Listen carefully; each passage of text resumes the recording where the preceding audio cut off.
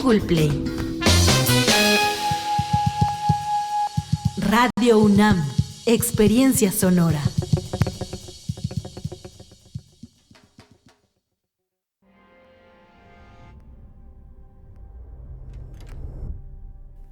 El fentanilo te mata, te engancha desde la primera vez y ocasiona la muerte.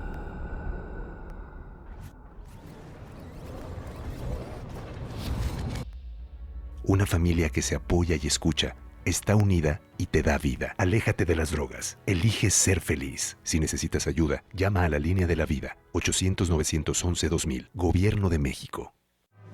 Kundera fue un autor que me fascinó desde hace mucho tiempo. Bueno, yo siempre tuve la idea de mostrar a un James Joyce a través de los ojos de su hija, Lucía Joyce. Algo muy valioso de la obra de Kendi es que justo hace estos enlaces entre todas las formas de opresión. Habla de racismo. La Feria de los Libros, lunes 2 de la tarde, 860 de AM, Radio UNAM, experiencia sonora. Radio UNAM es un medio que promueve el diálogo, la diversidad y la libertad de expresión en un marco crítico y respetuoso. Los comentarios expresados a lo largo de su programación reflejan la opinión de quien los emite, mas no de la radiodifusora. Consultorio Fiscal. Es un programa de Radio UNAM y de la Facultad de Contaduría y Administración.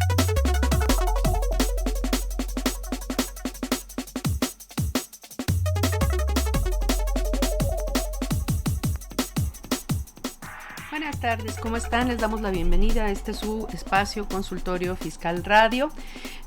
Los acompaña el día de hoy Susana Mireles Arreola, me toca conducir este espacio y pues vamos a abundar un poquito más en el tema que un poco tocamos la semana pasada cuando hablamos de la llave MX, que en realidad es una de las atribuciones que va a tener esta agencia de transformación digital y telecomunicaciones, que es una agencia que se creó en este gobierno, es una agencia de reciente creación, depende directamente de la Presidencia de la República, se creó a través de la modificación a la Ley Orgánica de la Administración Pública Federal el 28 de noviembre de 2024, es nueva y pues tiene una serie de atribuciones y funciones que pues vamos a comentar qué tanto nos van a impactar en nuestra vida diaria, en nuestra forma de pagar impuestos, en la forma en que nos van a fiscalizar y demás. Ese va a ser nuestro tema de hoy. Y pues les recordamos que esta es una transmisión en vivo, estamos transmitiendo por redes sociales, por Facebook, por YouTube, las redes sociales de nuestra facultad, la Facultad de Contaduría y Administración, y también por la página de Mirador Universitario de la Coordinación Universitaria de Educación a Distancia, a través de YouTube. Les recordamos que este es un programa que se hace con ustedes y para ustedes. Es un programa que ustedes enriquecen con sus comentarios, ya sea a través de redes sociales o bien a través de los números telefónicos 55 55 36 89 89. Repito, 55 55 36 89 89 y 800 505 26 88. 800 505 26 88. Nuestras redes sociales pues son FCA UNAM Oficial, esa es la página de la facultad en Facebook. Y pues bueno, vamos a iniciar directamente con esto. Tenemos una cápsula, antes de iniciar y después de la misma le presentamos a nuestro invitado del día de hoy. Continúen con nosotros. Consultorio Fiscal 860. Somos la otra frecuencia. Radio UNAM.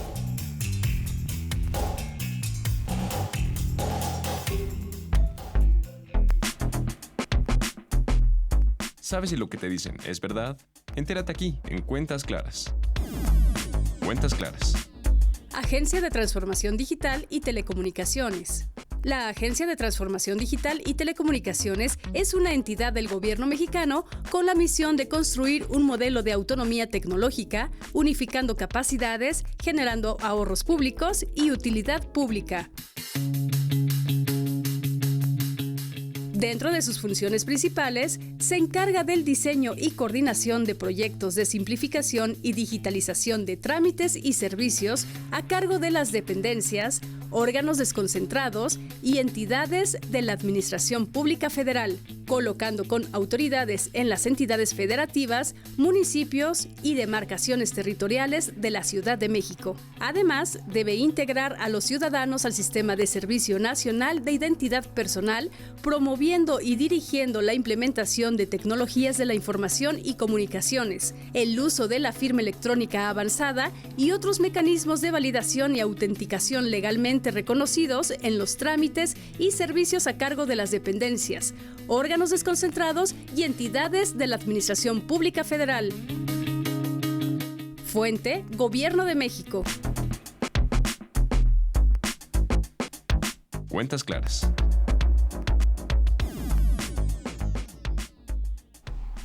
Pues ya estamos de regreso, le damos la bienvenida a esta su casa, literalmente. Gracias. También es profesor de nuestra facultad, al maestro en contaduría José Julio Solís García. Bienvenido, Julio, a esta tu casa. Muchas gracias, muchísimas gracias, un placer. Él es licenciado en contaduría, egresado de nuestra facultad, maestro en contaduría también por la misma, catedrático en las áreas de fiscal y de informática, pero especializado particularmente en el tema fiscal en nuestra facultad. Es socio director del despacho Solís Ballesteros y Asociados SC, es asesor fiscal de Grupo 1111 en la zona centro del país y es articulista de nuestra revista Consultorio Fiscal, expositor y consultor fiscal a nivel nacional. Pues Julio, tenemos ya este tema de la Agencia de Transformación Digital y Telecomunicaciones. Primero, esto nace, lo decía Rubén, de los compromisos que asumió la presidenta, ¿no? Al inicio de su gobierno, una transformación digital que va ligado inclusive al tema, por ejemplo, de aduanas, que es lo que platicábamos la semana pasada, y a toda la administración pública federal en realidad, ¿no? Esta agencia nace recientemente a finales de 2024 y principios de 2025. Las primeras noticias que tenemos de la misma son en enero de 2025, cuando hace la presentación de lo que venía del modelo de simplificación administrativa digital, ¿no? Que viene con esto, y la ley que apenas se publicó, la ley de reducción de trámites burocráticos. Y pues en febrero tuvimos también el primer instrumento jurídico real de ellos, que fue lo que son los lineamientos para la creación de la llave MX. Recordemos que la llave CDMX ya existía a nivel Ciudad de México, y es un modelo que replicaron a nivel nacional ahora, ¿no? Primero, ¿qué opinas? ¿Si hacía falta una institución como la que se pretende, que se creó, o se quedaron cortos? Bueno, primero, si hacía falta o no hacía falta, hablaremos de sus atribuciones en la reforma a la Ley Orgánica de la Administración Pública Federal, que es pues que son interesantes, ¿no? Realmente en ese sentido. Pero primero, ¿qué opinas sobre esto? Tú estás especializado en el tema informático. Platícame qué opinas sobre esto primero. Bueno, esto que parece nuevo realmente no es algo nuevo. Ajá.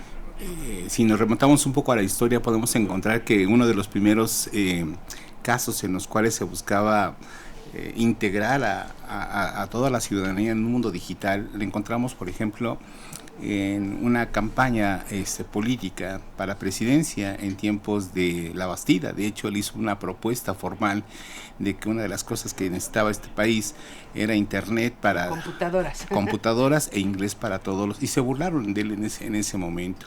Sin embargo, parte de esa idea la tomó Vicente Fox y empezó a impulsarla, aunque no siguió avanzando. Lo mismo que Felipe Calderón. Otro cambio que empezó a hacer esto de unificar a los ciudadanos, empezó también en tiempos de Peña Nieto, o sea, no es una historia nueva. Pero había un problema en ese momento, y el problema, por ejemplo, era que la información solamente corría a través de mecanismos digitales, y lo que se tenía en ese momento eran aparatos analógicos. No sé si recuerdas que hubo una campaña en la cual se estaban dando pantallas de plasma y la gente entendía que se las estaban regalando, pero no, era para unificar ese proyecto. En el cual se cambiaba el tipo de comunicación que iba a haber en este país para entrar a esta tecnología. Se iban preparando para este propósito.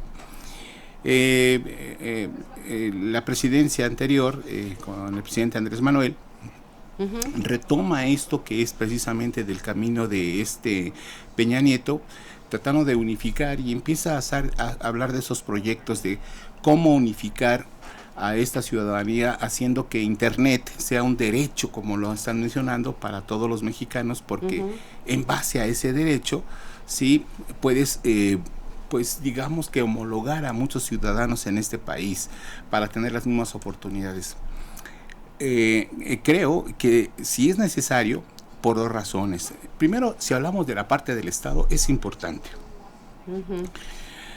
¿Y por qué es importante? Pensemos en un trámite cualquiera que sea, en cualquier dependencia, y el tiempo que se van a llevar un ciudadano común y corriente llevando toda la documentación.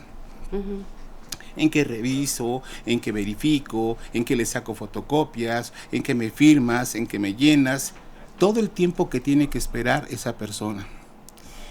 Pensemos en un trámite. Voy a dar un ejemplo. Voy a dar de alta a una persona moral, como contribuyentes al RFC, el acta constitutiva, poderes, dirección, a qué se va a dedicar. Hablemos del otro trámite, seguro social, persona moral, patrón, acta constitutiva, comprobante de domicilio y todo lo demás. Entonces, el hecho de hacer esta plataforma para poder, en principio, tener un solo canal en el cual las autoridades puedan ya no necesariamente estar revisando, porque ya se verificó una sola vez la información, hace que se reduzcan los tiempos. El objetivo que tiene este proyecto es de un 80% en la reducción de costos. Entonces, si uno de los objetivos es también ser ellos eficientes en lo que se refiere al gasto, eso puede ser una buena solución. Además, se tiene ya pronosticado que puede ser más del 80%. Porque en la Ciudad de México, un proyecto similar a esto, que era lo que se conoció como la Agencia Digital de Innovación Pública, la DIP, en aquel entonces con el mismo titular que hoy tenemos en la ATDT, que nombres tan raros, tiene más o menos las mismas funciones, y la interconectividad también se logró en esa época como parte de ese proyecto. ¿Ese proyecto quién lo creó y a qué nivel? Fue a nivel estatal en la Ciudad de México. En la Ciudad de México. Y además, ¿cuáles fueron, digamos, algunos de los resultados que fueron muy buenos? Déjenme decir. Se hablaba de que cuando inician había 980 conexiones de Internet en la Ciudad de México. Llegó un momento que llegaron a 30,000. Esto superaba, por ejemplo, las conexiones que tenía Rusia, que eran 24,000. Pero se rompió un récord, no tanto. Se hablaba en aquel entonces de que la cobertura que tenía era para 600,000 colonias, lo cual, hablando de interconectividad, sí, ayudaba bastante. El proyecto, cuando menos eso fue, y es muy necesario porque hay procesos y hay actividades que pues sí hacen necesario el Internet, no solamente para entretenimiento, sino para una serie de trámites que se requieren hacer para diferentes usos. Pero, bueno, de hecho, la reforma a la Ley General de Telecomunicaciones, que salió publicada apenas ¿qué fue? 16 de julio, ¿no? Fue cuando fue lo de la CURP con datos biométricos, que fue un decreto donde se modificaron varias leyes. Uno de los propósitos para la modificación a la Ley Federal de Telecomunicaciones, uno de los objetivos del gobierno, y que precisamente lo presentó la TDT, que estaba buscando la nota, nada más que no puedo conectar ahorita a internet precisamente, es incorporar a 16 millones de personas al uso del Internet, que aparentemente no lo tenían, y con esta reforma a la Ley Federal de Telecomunicaciones proyectan que vamos a tener 16 nuevos millones de usuarios de Internet con esta modificación. estaba diciendo que sea una ley para espiar y no sé qué, etcétera, pero sí, el objetivo que planteó precisamente el titular de la Agencia Digital de Telecomunicaciones, y que digamos que es un paso previo para todo este gran proyecto de globalizador, porque incluye varias cosas, este proyecto, es pues primero tener acceso al internet, ¿no? Eso es lo primero, que es lo más importante, creo yo, ¿no? Sí, es una de las cuestiones básicas. Hay un proyecto bien interesante que ya tiene muchos años, y alguien le preguntaba que si iba a utilizar las redes de la CFE, la CFE, y alguna gente dice, ¿pero qué tiene que ver? La fibra óptica, ¿no? Pues resulta que la fibra óptica puede correr en una frecuencia diferente a lo que sería la línea, o sea, no es para poner fibra óptica sobre ellos, la misma línea eléctrica puede generar en una diferente frecuencia, en principio, conexión a internet. Entonces, si bien es cierto, pudiera no tener las torres o los demás, pues sí pudiera tener internet con esa faceta. Ahí el problema es que entre más lejos se encuentre la fiabilidad de la conexión se va perdiendo. Bueno, para eso hay repetidores y cosas de ese tipo que se han inventado. Que CFE ya de hecho ya estaba vendiendo los servicios de internet, ¿no? De hace como 1 año o 2 años empezó, ¿no? Sí, pero te digo, el problema es la distancia. Cuando hay mucha distancia entre un punto y otro, en esa situación provoca que entre más lejos sea el punto de conexión, va perdiendo fidelidad la conexión, aunque pudiera haber repetidores. Pero vamos, ese es un ejemplo de algo que sí se puede. En principio eso sería el objetivo, aunque no es el único. Existen varios objetivos y sí son necesarios. En la parte fiscal, es esa, la conexión.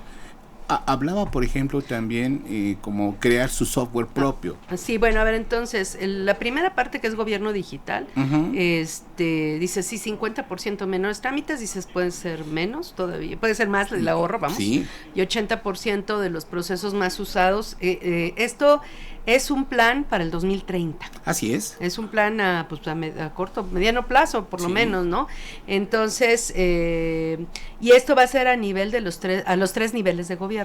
Estatal, municipal, municipal, estatal y federal. Aunque ya está funcionando, por ejemplo, en algunos estados como en Veracruz. Ajá. Cuando menos en un cierto bloque de este tipo de objetivos que se tiene. De hecho, cuando uno entra a GovMX, a www.gov.mx, ATDT, que es Agencia de Transformación Digital y Telecomunicaciones, en los comunicados vienen los estados que han firmado acuerdos para simplificar los trámites. Está el primero, creo que fue Morelos, que me sorprendió. Está Guerrero, y hay varios estados, está Querétaro, varios estados han estado firmando los convenios con la ATDT para la simplificación de trámites. Entonces, ahí va el asunto, considerando que la mayoría de los estados son gobernados por el mismo partido, pues en teoría no tendrían por qué haber ningún problema en ese sentido, ¿no? Sí. Pero sí, el primer tema pues sería el gobierno digital, y aquí ya se avanzó con la parte legal, porque esto obedece, al modelo nacional de simplificación administrativa, y en ese contexto se publicó la Ley Nacional para eliminar los trámites burocráticos. Esta ley salió publicada también el 16 de julio, ya publicada en el Diario Oficial de la Federación, y pues tiene que ver con este tema del ahorro de tiempos y de trámites. Es el instrumento jurídico para lograr esta parte del gobierno digital, ¿no? En esta parte. Sí. Ese es del lado de la autoridad. Ahora, del lado del ciudadano, que también hay que ver esa parte. Del lado del ciudadano tiene también otras ventajas, y es también la simplificación de ciertas de ciertos procesos o de ciertos trámites. Ya no tiene que estar en muchos de esos trámites acudiendo al establecimiento o a la unidad gubernamental a hacer la actividad. Lo puede hacer por internet, y la validación que tiene que hacer de su nombre, dirección y todos los datos que son los datos personales, todos esos datos personales no en teoría, ya están verificados en el momento que ingresó su información a un expediente a través de la llave, que en este caso sería la llave MX. Que sería, el segundo instrumento, que tenemos los lineamientos publicados en febrero, el 6 de febrero, y que ya está operando, ¿no? Sí, y aquí viene algo bien interesante con esto, porque Se ahorra también muchísimo tiempo en el traslado, en el tiempo. Si tú vas, por ejemplo, a las dependencias públicas en las que se tienen que hacer trámites, llámese pasaporte, llámese obtener una tarjeta de circulación, a veces las filas eran enormes, eran horas esperando y llevando. Hablaban de que esto también atacaba la corrupción, y es real también. Nosotros lo hemos vivido en materia fiscal, desde el momento que te revisan por vía electrónica y te están mandando invitaciones y correcciones, limitan la interacción entre el ciudadano y las autoridades, y todo es vía escrita, todo está documentado, no puedes acceder, no es tan fácil acceder a los funcionarios que están llevando a cabo tu revisión. Y a veces ni siquiera sabes... No sabes ni quiénes son muchas veces, a veces sí te citan, ¿no? Te llegan a citar y te dicen quién va a ser la persona, y llegas y bueno, y ahí sí hay una interacción directa, pero en la mayoría de los casos es a través de la plataforma y se acabó, o sea, y eso sí reduce mucho la corrupción, ¿no? Sí, entonces digo, lo mismo pasa, ¿no? Oye, me falta un documento, voy a hablar, por ejemplo, de un trámite de la tarjeta de circulación o una verificación tal. Pues fíjate que me falta este documento, pero si tú me ayudas, yo te aligero. Oye, te faltó este documento. Ya no va a pasar nada de eso, ayuda bastante a ese propósito. Que de hecho es, la primera de las atribuciones que tiene es la primera, la identidad y ciudadanía digital, que es lo que le llaman, y que es la llave, eso es la llave MX, ¿no? Sí, hablaste de la parte fiscal, y en la parte fiscal, si es un objetivo, inicialmente no es un objetivo que esté como el más fundamental. Yo diría que en este momento sería un objetivo secundario, no es el fundamental. Existen varias cosas que están plasmadas, ¿no? Hay datos que son tus datos personales y están protegidos no por lo que dice el reglamento ni las atribuciones, sino por la misma Constitución. Tus datos personales no pueden ser revelados a menos de que haya alguien que a través de un juicio que lo pueda establecer. Ahora, también existe una ley que no permite que esto pase, y es la Ley General de Protección de Datos Personales en posesión de sujetos obligados, que también protege a los ciudadanos de que tus datos personales no puedan ser mandados a nadie, a menos de que tú lo autorices o que haya un mandato judicial. Esas son las únicas dos condiciones. Pero si esta llave de MX va a ser el identificador digital nacional, que te va a servir a ti como persona física o como persona moral para cualquier trámite que determine el gobierno a nivel estatal, federal o municipal, que se agregue al uso de la llave MX, ¿no? O sea, entonces, en la medida en que se vaya reorganizando el gobierno y que la clave de acceso, en este caso, sea o esté ligado, los datos sean compartidos con los datos que comparte la llave MX, pues digo, para darte de alta en el RFC, para obtener tu e-firma, pues necesitas tus datos biométricos, que ahora también los vas a tener en la CURP, que la CURP va a estar ligada a la llave MX. Existen como muchos puntos de unión, digamos, entre el uso del identificador digital que se replican en la parte fiscal y que van a ser fácilmente identificables, quién es la persona, dónde está, digitalmente, electrónicamente, cómo se mueve, por dónde se conecta, etcétera. Pero bueno, esa es una parte, ¿no? Nada más. La otra parte es la información que ya van a tener centralizada a nivel nacional, que es, digamos, la segunda parte que vamos a tocar, que medio lo comentábamos, ¿no? El registro civil, el catastro, los registros públicos de la propiedad, etcétera, que es información que ya se va a tener a nivel federal, organizada a nivel federal, y que de alguna manera, pues las autoridades, cualesquiera que éstas sean, van a tener para sus atribuciones, en la medida en que tengan facultades, van a poder consultar esa información, ¿no? Sí y no. ¿Por qué digo que sí? Porque finalmente si tú quieres hacer un trámite para saber cuál es el impuesto predial, pues lo primero que necesitas es tener una propiedad. No vas a pagar un impuesto predial si no tienes una propiedad que esté ligada, y esta puede estar ligada al registro público de la propiedad. O sea, me queda muy claro que va a haber algunas cosas que van a tener que hacer una secuencia para trazabilidad, como le llama, para saber hasta dónde llega lo que tú estás solicitando. Eso me queda muy claro. Pero el que alguna autoridad, por ejemplo el gobierno de la Ciudad de México, pueda acceder a tu expediente en el cual aparece la información de cuántas propiedades tienen, dista mucho de eso, porque cuando tú firmas en la llave MX, lo que sería el contenido de toda esta información, ahí hay una sentencia que indica que solamente vas a permitir que la información sea transmitida a alguien siempre y cuando sea previa a tu autorización. Pero, por ejemplo, el registro de la propiedad es público. Sí, es cierto, y esa información... El catastro para cobrar contribuciones locales, el predial, pues lo necesita la entidad federativa de que se trate, el municipio muchas veces, porque a veces es a nivel municipal quien lo recauda, ¿no? Es una de las atribuciones que tiene el municipio. Es información a la que... Digo, eso ya la tienen ahorita. Sí. Más bien yo me refiero, por ejemplo, el SAT en una revisión.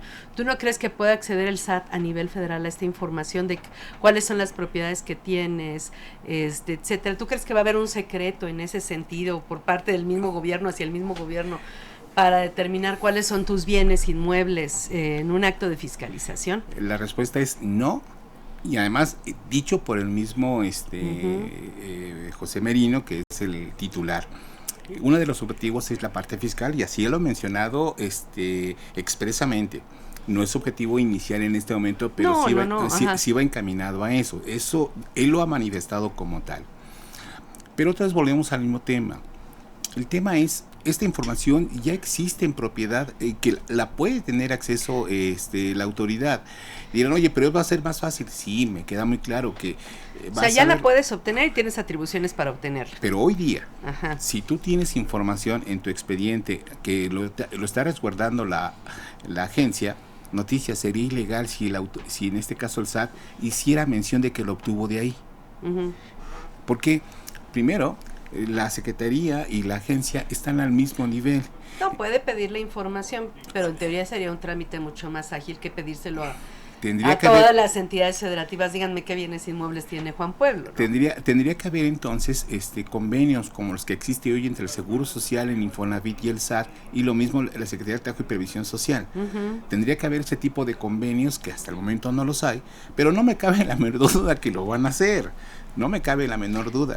Lo único que, como bien acabas de decir, es que la información no solamente va a ser para que tú tengas como ciudadano facilidades de tener una ciudadanía digital, sino también vas a tener una fiscalización digital más eficiente. Eso es a lo que me refiero, que la reorganización, y es lo mismo lo ha dicho también la presidenta en diversas entrevistas que le hicieron. Le preguntaron sobre si pensaba implementar una reforma fiscal y dijo, no, pues no siempre que ha habido reformas fiscales se ha recaudado más. Y dijo que realmente en principio no estaba interesada en una reforma fiscal, sino con las mismas leyes recaudar más y mejor, ¿no?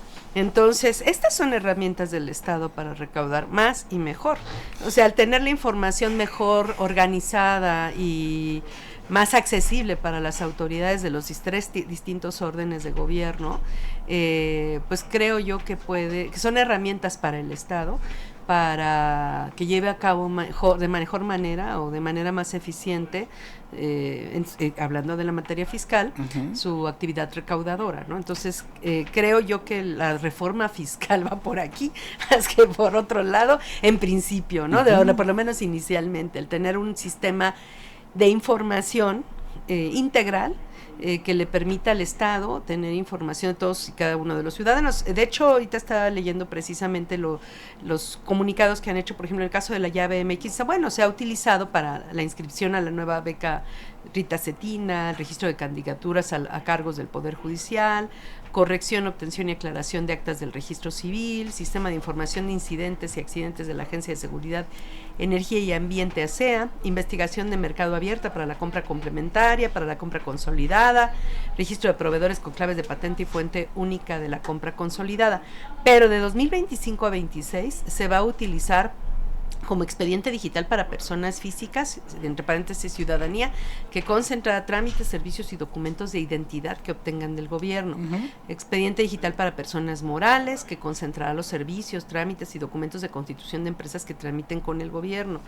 Revisión y validación documental para la entrega de medicamentos e insumos del sector salud, y de manera paulatina se incorporarán más trámites y servicios, y especialmente los más usados, con mayor volumen de solicitudes de la ciudadanía.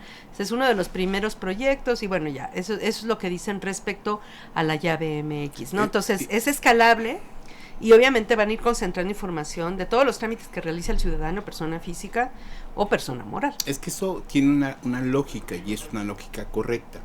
¿Por qué me pides un trámite que tu autoridad en cualquier otro sector tú mismo insiste? Entonces, uno de los objetivos de este procedimiento es que no tengas que llevar documentación que la misma autoridad generó, ya la colocan como parte de un proceso que tú ya hiciste. Así es. Entonces, solamente para ser más eficiente y reducir todavía más la carga. Por ejemplo, la llave MX, que te la pidan para acceder al sistema de publicaciones de sociedades mercantiles. Y lo tengan en tu trámite, en tu expediente digital de persona moral.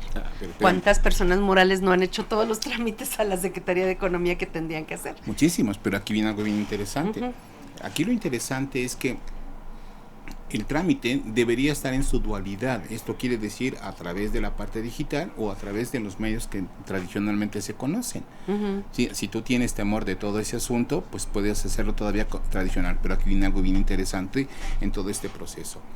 Si yo voy a empezar un trámite, no sé, voy a hablar del seguro social, voy a darme de alta como patrón, y de pronto me pides como patrón que te diga cuál es la cantidad de propiedades que tenga, no la necesitas.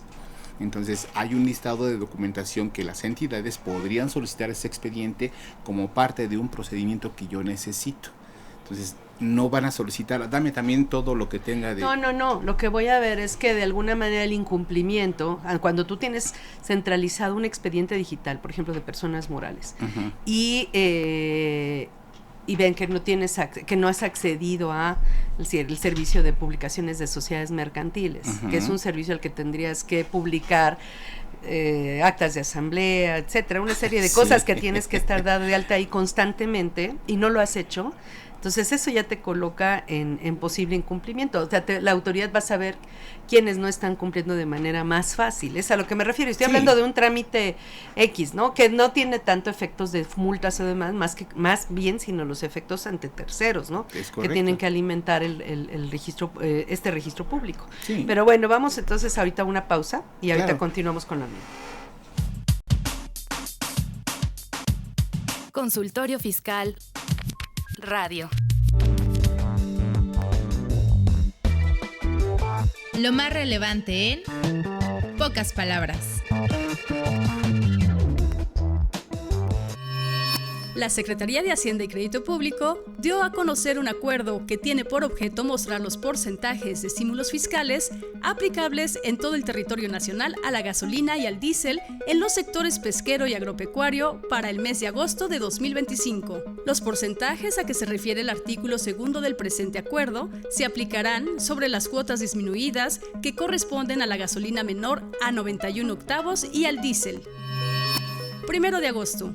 La presidenta Claudia Sheinbaum publicó un decreto en el Diario Oficial de la Federación en el que se designan como prioritarias diversas obras públicas, como la ampliación del Tren Maya hasta Puerto Progreso y la edificación de vivienda social, financiada con recursos federales. Estas acciones forman parte de los programas y proyectos estratégicos de la Administración Federal con el objetivo de fomentar el desarrollo regional y mejorar la infraestructura del país. Recuerda que el próximo 17 de agosto se debe presentar la declaración de pagos mensuales y definitivos para informar del entero de retenciones del impuesto al valor agregado y el pago provisional mensual del ISR. Fuente: Diario Oficial de la Federación. Lo más relevante en pocas palabras. XEUN AM 860 Radio UNAM.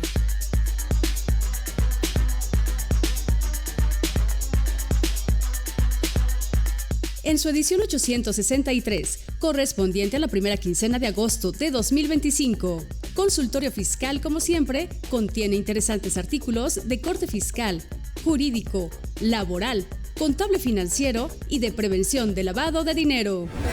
Tras la reciente reforma a la conocida como Ley Antilavado, en esta ocasión, Yolanda Cano Gutiérrez y José Manuel Miranda de Santiago nos comparten un par de estudios en donde analizan tanto su impacto y puntos más relevantes como las oportunidades, riesgos y desafíos que implican estas modificaciones. A la par de ello, Humberto Cruz Hernández nos presenta un estudio de gran relevancia en el que expone los aspectos más importantes de los comprobantes fiscales digitales por Internet, mejor conocidos como CFDI.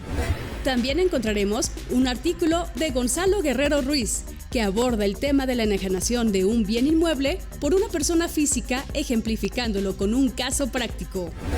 Además, este número contiene muchos artículos más referentes al procedimiento para el ingreso del menaje doméstico de mexicanos repatriados o en retorno a territorio nacional, las disposiciones sobre los factores de riesgo de trabajo para garantizar el derecho al descanso durante la jornada laboral, las reformas a la Ley de los Impuestos Generales de Importación y Exportación, la ley para eliminar trámites que da origen a la llave MX, la cuarta resolución de modificaciones a las Reglas Generales de Comercio Exterior 2025, la Ley de la Guardia Nacional, las modificaciones a la circunscripción territorial y las secciones aduaneras.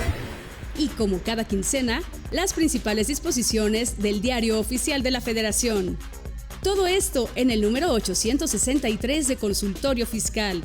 Suscripciones a través de la tienda electrónica publishing.fca.unam.mx o en la revista electrónica consultoriofiscal.unam.mx.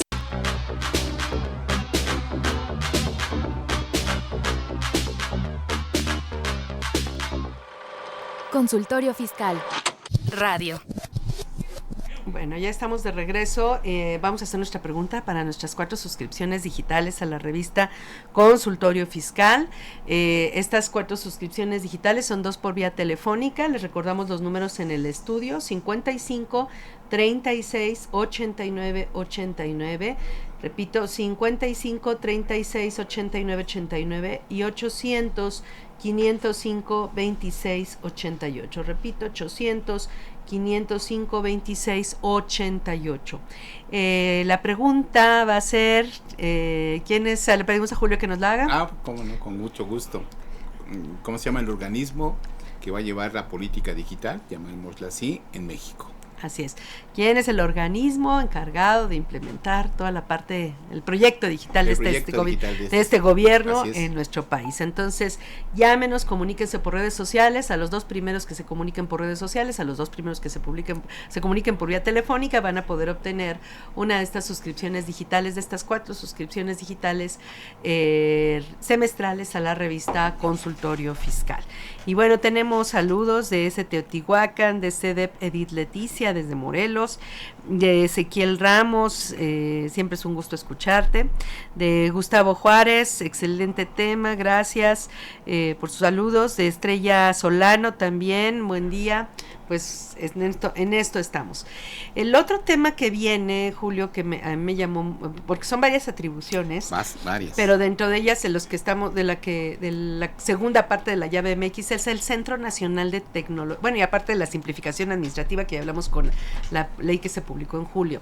Luego viene el Centro Nacional de Tecnología Pública. Uh-huh. Te leo más o menos lo que dice respecto a esto. Dice que durante décadas los 3 niveles de gobierno han dependido tecnológicamente de empresas privadas para proveer los servicios que permitan atender a la ciudadanía.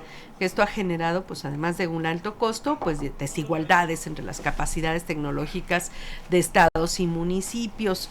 Y una baja recaudación local que dificultó la mejora en la prestación de servicios públicos. Con la creación del Centro Nacional de Tecnologías Públicas, el Gobierno de México busca fortalecer la soberanía tecnológica nacional a través de un área encargada de promover el desarrollo de capacidades de la administración federal, estatal y municipal. Y esto va a permitir crear un repositorio nacional de productos y sistemas desarrollados con recursos públicos, ofrecer acompañamiento técnico y normativo para estados y municipios, establecer una escuela pública de código para formar especialistas en desarrollo de software, programación, telemática y nube pública, implementar y dirigir 4 proyectos nacionales estratégicos. La primera es la Ventanilla Digital Nacional de Inversiones, que esa creo que ya está, la crearon con SR, con la Secretaría de Economía, y ya puedes entrar y todo, ¿no? La Plataforma Nacional del Registro Civil. 3, la Plataforma Nacional Catastral.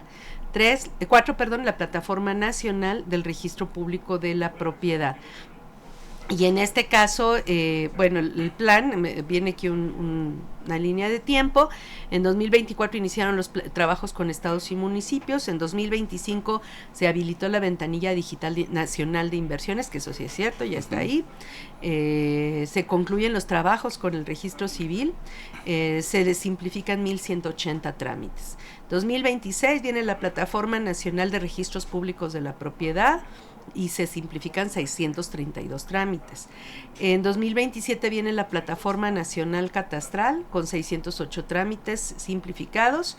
En 2028 todavía se van a reducir otros 608 y en 2029 también otros 608 trámites, ¿no?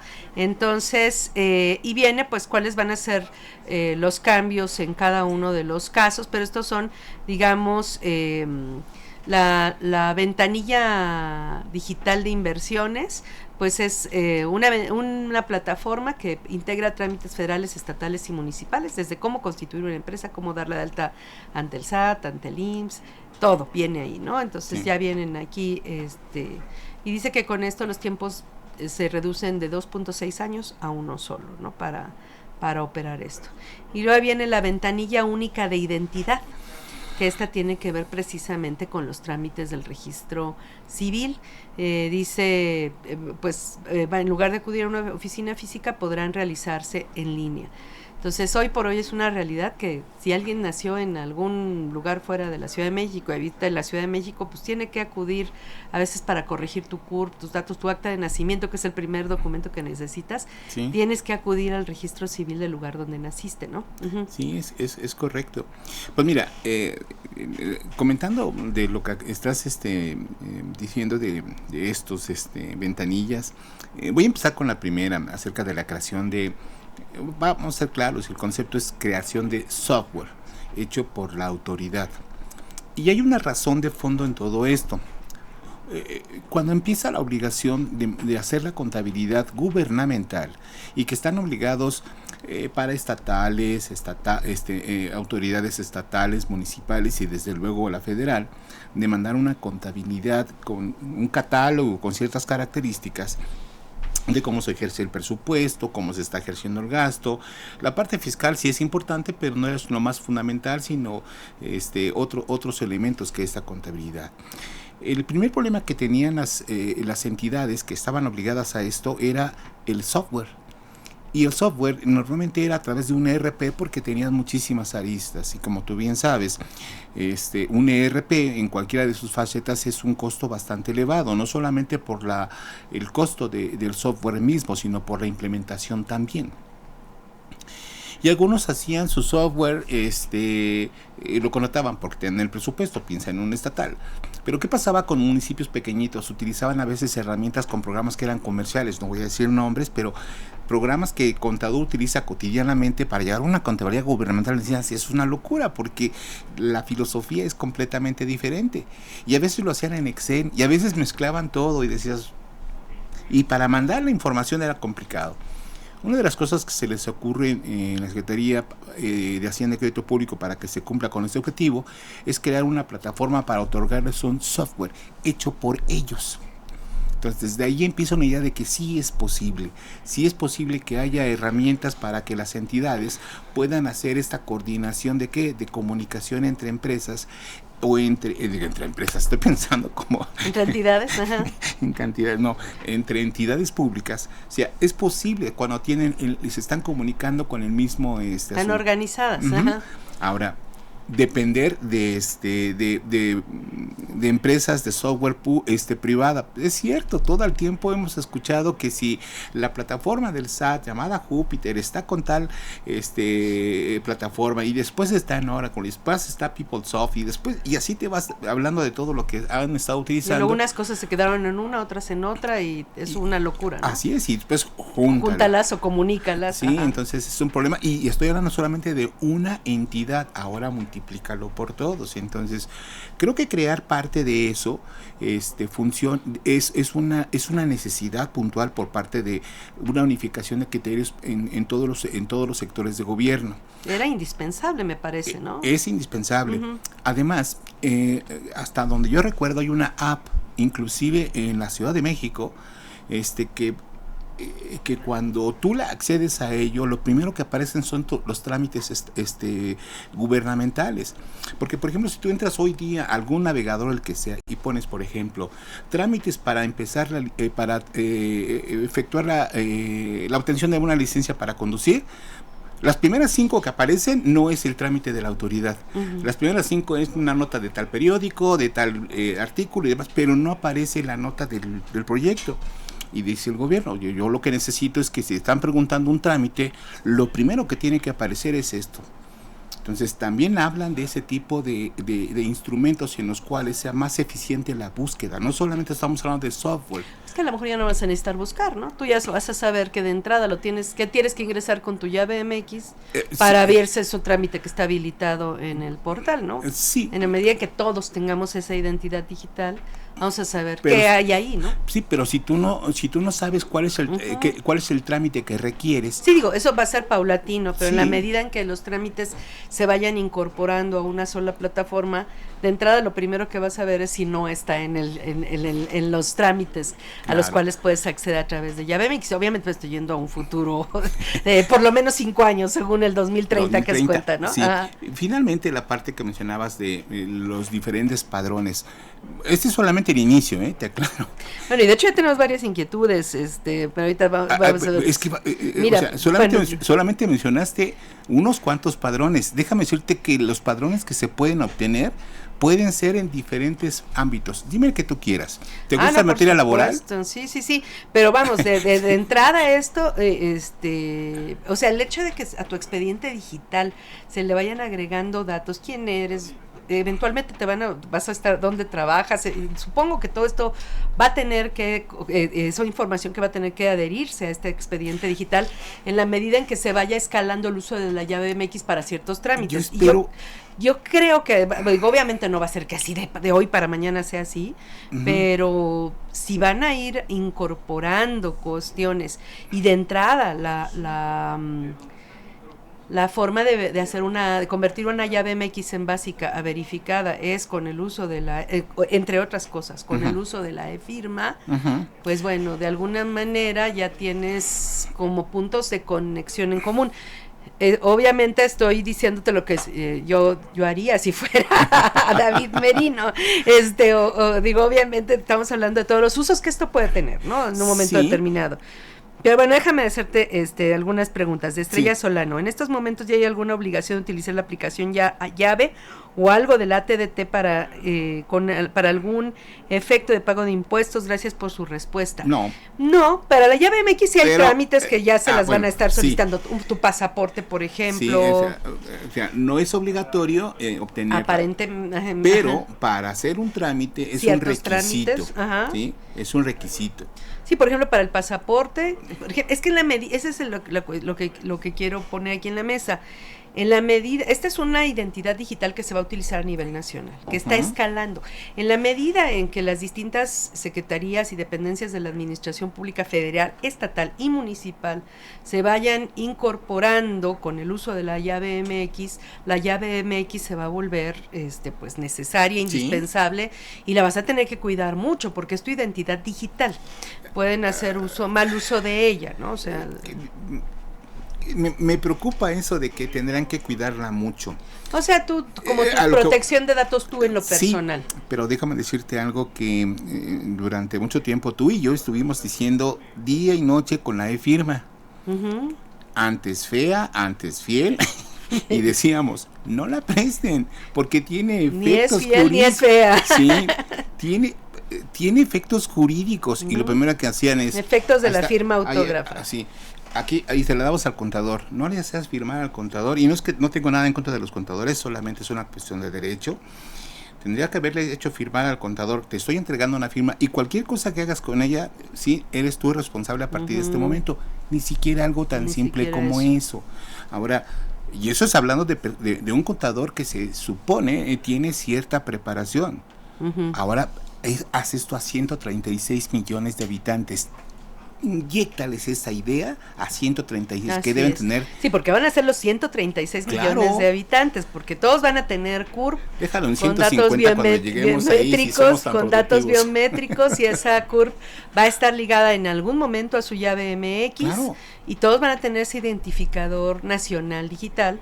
Obviamente, cuando seas mayor de edad lo vas a utilizar más, ¿no? Pero en un momento determinado, de alguna manera tu CURP en algún momento va a estar ligado a una llave MX, en algún punto de tu vida va a estar ligado a una llave MX, porque necesitas hacer un trámite ante de tu inmueble para el predial, de agua, vas a necesitar hacer algún trámite de pasaporte, de acta de nacimiento, de cuando te cases y obtengas copias de tu acta de matrimonio, bueno, hasta cuando te mueras vas a tener las actas de defunción, ¿no? O sea, es a lo que voy, o sea, ese va a ser el punto de entrada a todo esto, ¿no? Y hay trámites que ni siquiera te imaginas. Sí, por supuesto. Yo estoy hablando de algo muy... En un servicio de Uber le preguntaba al conductor, oiga, ¿usted ha utilizado la llave en la llave CDMX? Y me dijo, sí. ¿Para qué trámite? Para mi tarjeta de circulación. Así es. Y dices, por eso digo, hay trámites que ni siquiera nos podemos imaginar o que pensamos que nunca vamos a tener. Quieres tener un beneficio, por ejemplo, de algún beneficio, de alguna de las algún estímulo, alguna acción del gobierno. Tienes que tenerla. MX, sí. Hablemos de los que dicen que no están hechos para la tecnología por la edad, y a mí me odio eso. Sí, bueno, aquí por cierto, mayor. En el caso de la llave MX hay un número 079, si no mal recuerdo, hay un chat para que te acompañan para generarla, y hay un, creo que número 079, ahorita se los digo, para generarla también y que no tengas problema. Y también hay un WhatsApp. Ajá. Y el WhatsApp se hizo por una razón también de edad, pero bueno.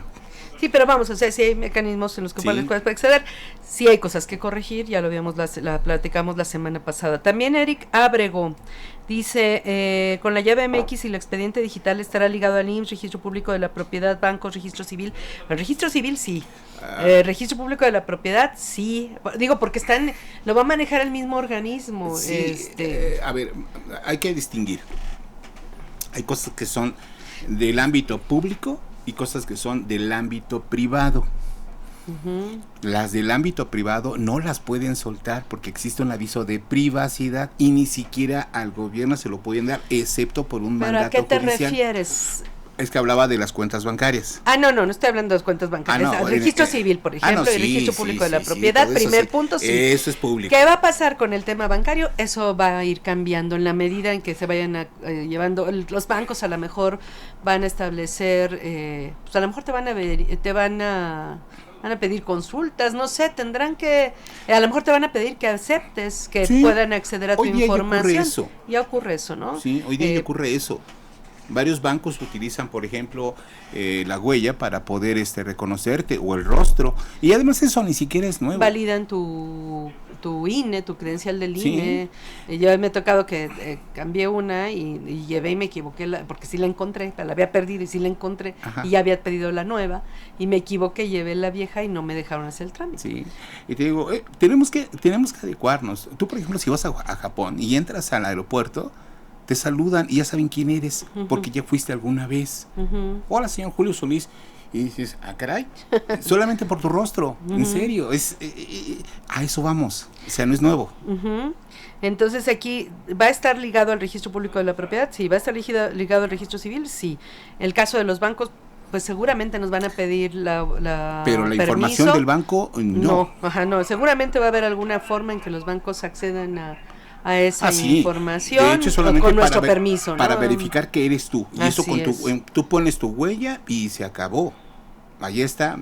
Va a ser muy parecido, por ejemplo, a algunos centros comerciales en Texas, como no voy a decir la marca de la tienda, pero lo único que tienes que hacer es ir con tu dedito en buen estado y limpio para hacer tus compras, no hay cajera y al final solamente pones tu huella digital que está ligada a tu tarjeta de crédito, punto, así de simple. Sí, entonces, y esto obviamente va a terminar utilizándose de muchas formas por todo lo que estamos viviendo, de que ha habido reclamos, por ejemplo, que no se ha estado vigilando bien la cuestión del lavado de dinero y cosas de ese tipo. Entonces, obviamente los bancos y todo el gobierno va a tratar de establecer formas de instrumentar esto, no que sea así que se lo den al banco así de manera fácil, pero sí va a haber a lo mejor formas de ligar estos temas de identidad digital y todo el historial de esta persona para ver pues que efectivamente es quien es, que no es un prestanombres, que su actividad económica corresponde a su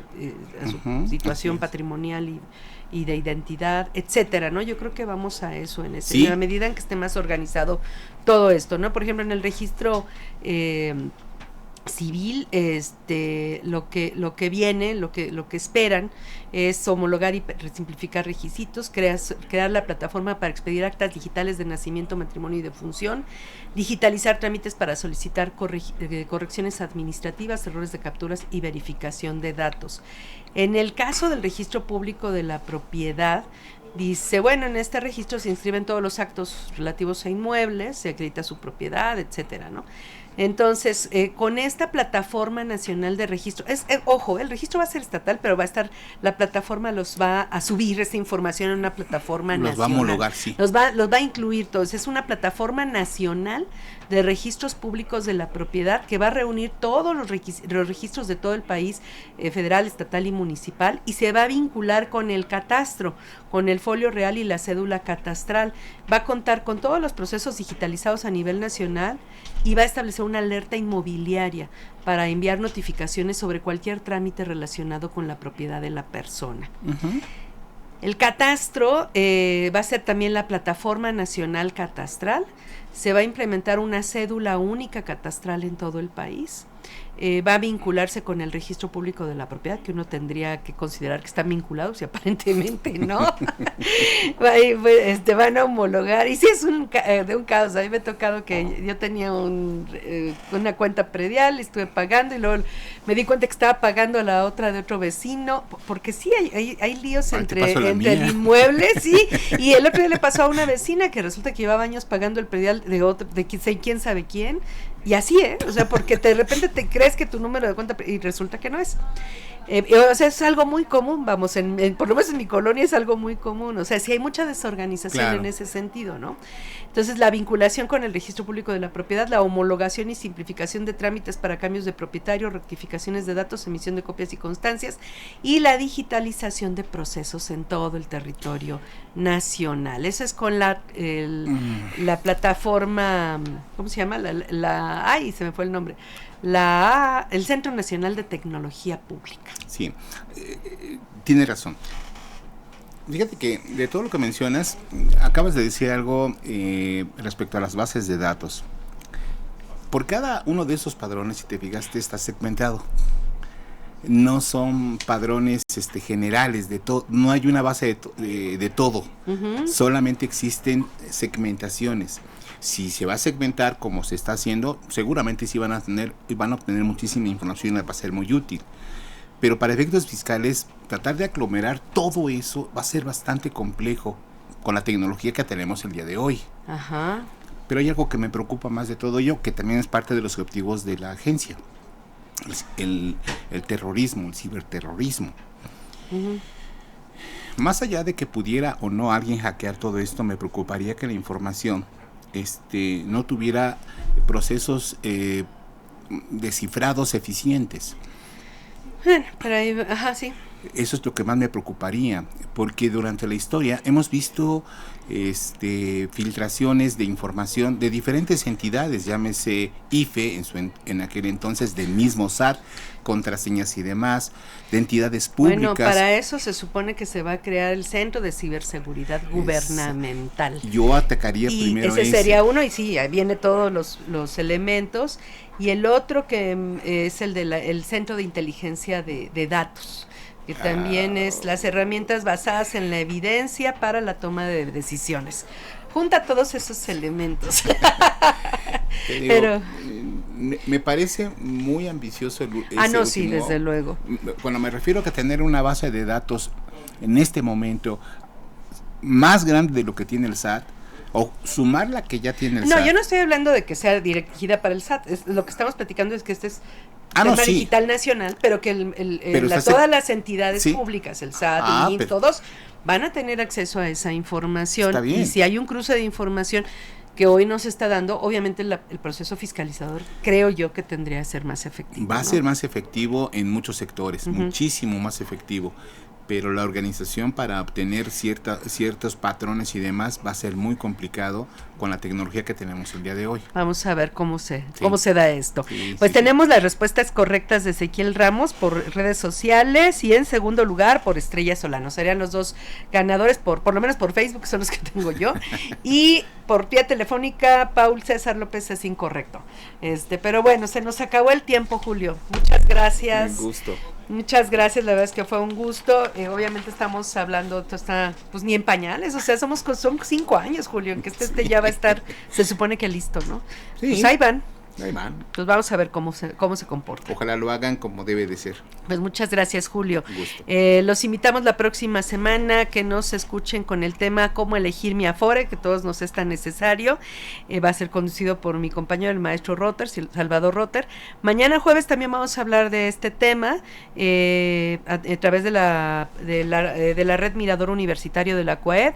Esta fue una coproducción de nuestra facultad, la Facultad de Contaduría y Administración, su director el doctor Armando Tomé González, y por parte de Radio UNAM, su director Benito Taibo, la Secretaría de Divulgación y Fomento Editorial de nuestra facultad, el maestro Gustavo Almaguer Pérez, en los controles técnicos, Socorro Montes, en la producción por parte del Departamento de Medios Audiovisuales de nuestra facultad, Nezahualcóyotl Jara, Miriam Jiménez, Carlos Castellanos, Antonio Calvo, Alma Villegas, Nancy Audelo, Pedro Silva, María José Velasco y Ana Belén. También agradecemos la colaboración de Julio Pérez y José Ramón San Pablo, personal de Mirador Universitario. Y los invitamos a que se mantenga el día con la información internacional con la señal de Radio Francia Internacional. Se despide de ustedes Susana Mireles. Muchas gracias. Gracias. Consultorio Fiscal. Radio.